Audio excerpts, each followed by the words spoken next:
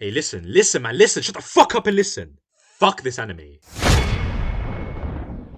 Okay, hear me out. My Hero Academia is pretty shit and you can't deny it. Now, season 1 and 2 are fine. I'd actually say I thoroughly enjoyed watching this little fucking dickhead gain control over his quirk. But that's it. That's where it ends. Season 3, 4, and 5 were trash. Like, I remember being gassed for season 3 and then all of a sudden, boom, I got presented with a handful of shit. It wasn't even nicely decorated on the plateau or nothing. It was just handed to me barehanded. Like, come on, man, did you even wash your hands before you gave it to me? Anyway, yeah. Those 3 seasons were so bad that I became and have been a certified My Hero hater for a while now. I can promise you, I don't remember jack shit from season 3. All I know is this bitch exists, these 3 guys exist, I don't even know what the fuck happened to this motherfucker. I saw he was important at some point in time, but moving on. And a tournament also happened a while back. That's it. I don't know what happened in those seasons or even how everything played out. If anything, I thought Shigaraki and this motherfucker were the same person until season 6. Point is, the show is dog shit. Now, I'm not gonna lie. Although it started off a bit slowish for the first few episodes, season 6 is actually kinda nice. I like it. A decent amount. I can honestly and wholeheartedly say that I calmed down my hatred for the show an incy-wincy bit. But only an incy-wincy bit. Because once a certified hater, always a certified hater. But on a serious note, the show banged hard. Even though I didn't know half the story, I knew enough to understand the shit going on and the impact of everything happening. The story honestly really took an upturn this season. I went from stupid childish bullshit to something actually intriguing and attention grabbing. I mean, who doesn't love an all-out war between 2 sides, maybe even 3? The way everyone that's kinda relevant was put into one area for all-out battle gives off Marineford from Walmart vibes. And while some may find that statement to be amusing, I think it's a wonderful thing. I mean, Marineford is considered by many to be the peakest of fiction alongside some other major anime arcs. So to be called a shitty version of perfect, I think is a massive improvement from whatever the fuck season 3 to 5 was. Seeing all the efforts of these different parties working together for the final goals of 2 people to be accomplished doesn't only show a sense of unity within the characters, but it also creates the same feeling within you. I also love the way the things played out within the show. They began with instant action in episode 1 having people fight, some dying and many being injured, before swiftly moving on to the core fight between the main character and the main villain. And the part that I like the most is that they made this war arc thing perfectly long in terms of the amount of episodes it had. Had the entire of season 6 just been the war thing, I might have actually fought someone. But luckily they perfectly ended that shit in episode 16, leaving us with 9 episodes of something I'll consider much better and also very necessary to improve in the story. I'll talk about these 9 episodes in the next section. But yeah, just to end this section off, all I have to say is that something changed this season that really helped to grasp my attention so much more. It caused my eyes to literally be glued to the screen in anticipation of what might actually happen next. But as to what changed, I genuinely couldn't tell you.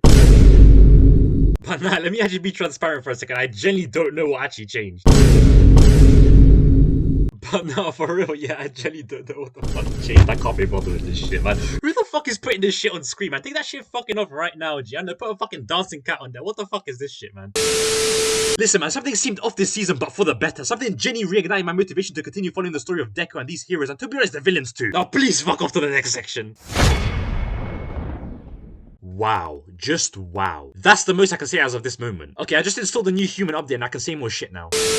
That entire segment right there was the cringiest shit I've said in a while. I hope my dumbass doesn't leave that shit in. Future me, cut it the fuck out, now. Anyway, what was done with the characters this season is something I did not think was possible for My Hero Academia. Honestly, if you look at past seasons, there is almost zero character development. But this season, that all changed drastically. The way that not just Deku, but every single relevant character changed is something that just blew me away. The biggest change, however, was Deku. This man during the end of the one, especially post episode 60, was not the same person everyone thinks of when someone mentions My Hero's main character. It's honestly crazy to imagine, but this nice, loving, heroic boy everyone knows, and this hellish looking demon are apparently the exact same person. To someone who hasn't watched this season, you might think that some utter bullshit that makes no sense has happened for this to occur, where changes to the characters were made to fit the plot in the way that it needed fitting. But to be honest, no. As a certified hater, I can refute that. What happened to Deku during this season would send someone even as justice filled as him insane. Just the way things played out for him, the things he had to go through this season, the stuff that made him what he became, all work and make sense. I'm honestly at a loss for words. I mean, to be honest, I could say it right now and explain to you the beauty of Deku's character development, but I'm sure there's a much longer, more in-depth video out there that you can watch. I'm just here to review the entire anime and entertain you. I also want to talk about how all the other characters changed for the better. From Bakugo to this bitch, and even the likes of Shigaraki and the rest of the League of Villains. All of these lot did something different. They grew in a way that benefited them as a character, and they just improved in ways that I still cannot even believe now. It's hard to explain a lot of this stuff while keeping spoilers to a minimum. So instead of going around in circles, I'm just move on to the next section because I'm sure you can find another video out there that explains all this shit in depth. So yeah, I've been saying this season is great, and while it is, it's only great for its own standard. Generally, I'd say it's at a level slightly above mediocre. So obviously, me being a certified hater, I found a couple things that I don't like about it. The first thing I've talked about before in the Blue Locks review, 2 personalities. A lot of authors have their main characters change and develop in a dark way. But instead of merging the 2 personalities of the characters together, those being the more lighthearted side and the dark side, they said split the character's personality into 2. One personality for the everyday life and one for the fighting. Now, in my personal and professional opinion, this isn't ideal. There has to be a blend showing an overall change in the character, and My Hero Academia does not do this with Deku. We see him go crazy, insane, he ends up looking sad and broken down. But right at the end, when he's in this pool, we see the lighthearted fun Deku come out. Even though 1 minute ago he was depressed as fuck. My number 2 problem, and it's a problem with the series in general, is useless characters. A lot of characters appear into the story, are given a backstory and everything, and then they just disappear, never to be used again. In past seasons, it's been people like this guy, which only appeared in the flashback this season. And this season, it's probably going to be people like this rabbit bitch we saw at the beginning of the show. Like, why are you creating these characters, man? Just stop it. Either use a character you already have, or just fuck off, you dickhead. Thirdly, and this one really pisses me off, one-use NPC characters. Towards the end, we see these two motherfuckers, random looking ass dickheads. Tell me why they're giving inspirational speeches. Who the fuck is this diamond head looking ass bitch? He just randomly appeared, and all of a sudden he's talking like the main fucking character. And man literally came through like, hold this shit for me.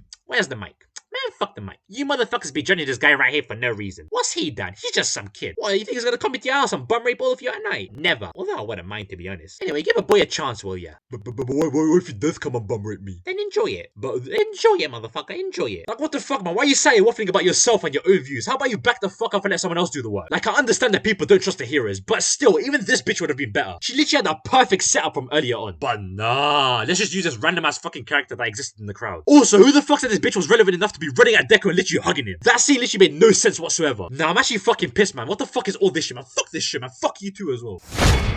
Okay, wait, relax. I forgot the last point. Now, this one's a bit more personal. I was told Bakugo dies. This motherfucker got revived the literal next fucking episode. What the fuck was all that hype bullshit that happened a while back? You're all fucking taking the piss, gassing me up thinking something actually decent happened in this fucking anime. And fuck all you My Hero Academia fans fucking creating all this fucking hype shit, man. Fuck off, man. You're actually pissing me off. I also happen to be told that Deku stops being a hero and turns evil. But last I checked, this motherfucker was still bringing justice to the people even when he looked like a fucking scum. Tell me where the fuck I've been lied to. Why, motherfucker? Just why? Who the fuck is spreading these false lies? I was so ready for this shit as well, man. Like, if Bakugo actually died and Deku really turned evil and actually lost his mind for more than 5 fucking minutes, the show would have been so much better. Now, if this is meant to happen in later seasons and not now, then shut the fuck up in the comments. I don't want to hear about it. But best believe I'm pissed until I actually fucking see it happen.